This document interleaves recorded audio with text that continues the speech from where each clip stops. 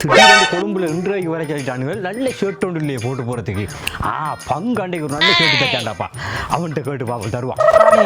Petrol அடிக்க டாங்கியில் இருக்கிற petrol இருக்குது இல்லை ஓட்டே ஒரு ஆள் நேரியா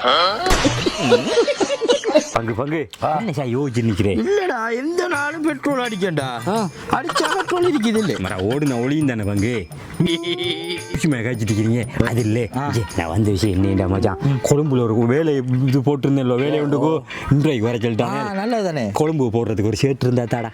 கொழும்பு போடுறது ஷர்ட் இல்லடா பங்கு நைட்டு. போங்கடா போய் வேலையில பாருங்கடா. டேய் அண்டி தானடா ஒரு மஞ்சள் கலர் ஷர்ட் தைச்சா நீ போட்டு பார்த்தா உனக்கு கணக்கா இருந்துச்சு எனக்கு கணக்கா இருந்துச்சு. அந்த புல்கை ஷர்ட் தாடா கொழும்பு போட்டு போவேன். கொழும்புக்கு போடுறது ஷர்ட் இல்லடா பங்கு நைக்கிட்டு.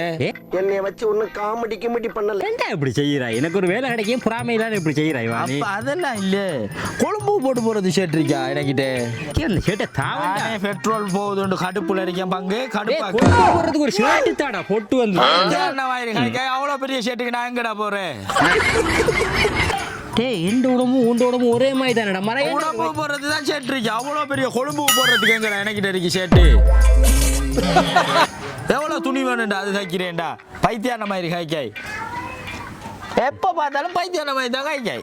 உணவு போடுறது ஷர்ட் கொழும்பு போடுறதுக்கு எனக்கிட்டே இது ஷர்ட். அவ்வளோ பெரிய துணி நான் எங்கே போடுறேன். அப்போ நான் இவ்வளோ நேரம் கேட்டது உங்களுக்கு விளங்கல. நான்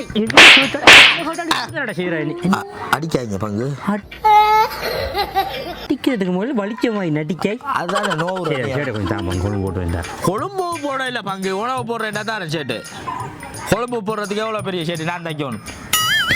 இவன்ட்ட கேட்டதை நாம சும்மா இருந்துக்கலாம். இதே உடுப்பட போறேன்டா. கொடியில் காய்தை எடுத்துட்டு போ.